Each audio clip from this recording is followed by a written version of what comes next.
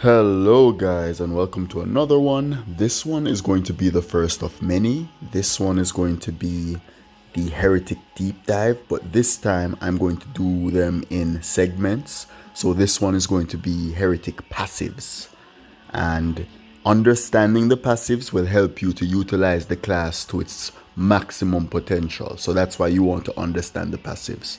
So, sit back, keep an open mind, and try to process what I'm saying in a way that will make it make sense to you, and then apply it to how you play the class.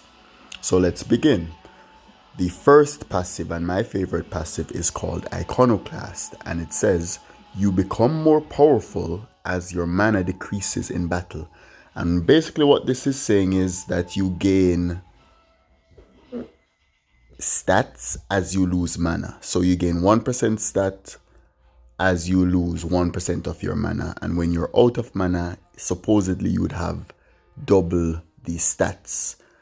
But it is a bit hard to utilize as Heretic because you use your mana for your spells. So unless you have a really powerful offhand and some unique strategy to make that offhand do more damage, and I mean way more damage than actual spells, then it just doesn't make sense to camp zero mana. So you're going to now try to utilize as much mana as possible while utilizing as much of your passive as possible. So I'll give an example. Say you have 5,000 mana. You know that you are able to utilize about 90% of your stats when you're at around 500 mana, because that would be within, like, that is 10% of the mana. So you've already exhausted 90% of the mana, meaning you've gained 90% of the stats that are increasing as you decrease your mana in battle. So that is the passive. I hope that was clear. I will answer any questions you might have in addition to that in the comment section below. Omnimancy 2. You are one with the elements. Occasionally, you will be immune to damage of any element. That one is self-explanatory. Occasionally, you will be immune to any element, and that even includes like arcane and even dragon. So it is a really nice passive. I really like it, and it does come in clutch sometimes because it even works against strikes. So if someone is using melee class and they're trying to lightning strike me, which is a pretty powerful skill, then I can be immune to that damage. Steadfast 2. You are less likely to be afflicted with a status condition. So that is saying that you are, well, less likely to be inflicted with a status condition. You can take the dot chances more often than maybe one or two other classes, because everybody pretty much has this passive.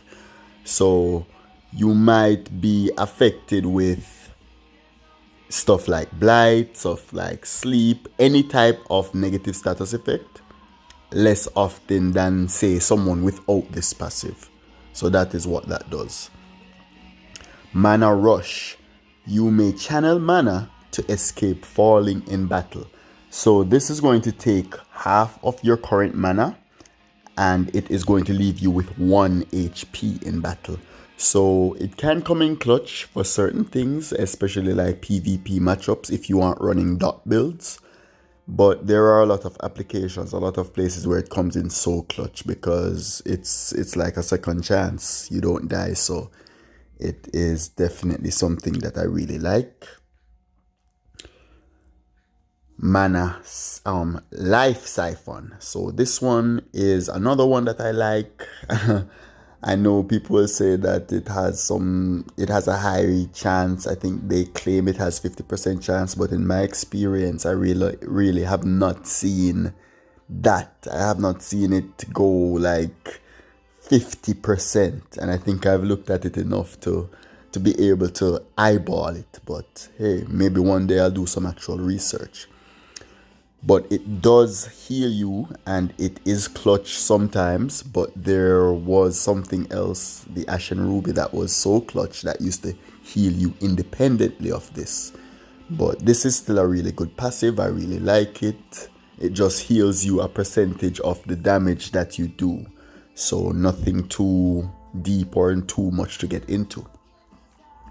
Finally, we have the Heretic, and perhaps the most useless passive of the bunch, just because it isn't as good everywhere as every other passive would be, because you can see in every situation you would use all of the other passives, whereas at the start of some fights you don't necessarily want your spells to be costing 25% less mana, whereas deeper into the fight maybe that effect coming into play at some point would be beneficial.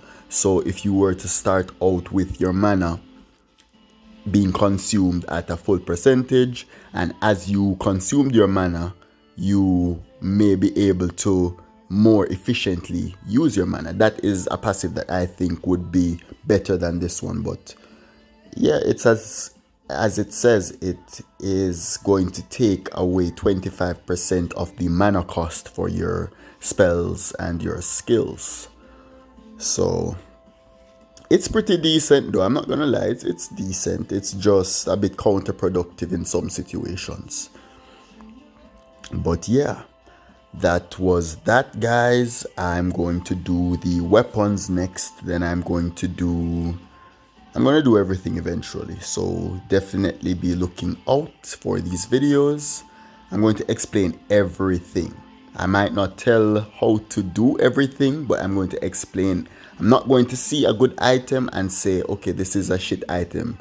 I'm going to say, this is a good item, this is a good adornment, this is an excellent item, this is an excellent adornment. So you're definitely going to want to check out all of the videos in this series. I would finally like to thank my Patreons. I love you guys so much. I love my viewers too, especially the ones who like and subscribe. I appreciate you guys. I appreciate everyone who watches the videos, even if you don't like it, because you took the time out to watch it anyway, and I appreciate that, because you could have been doing something else. So thank you guys so much, everybody who watches, and remember, keep positive, keep going.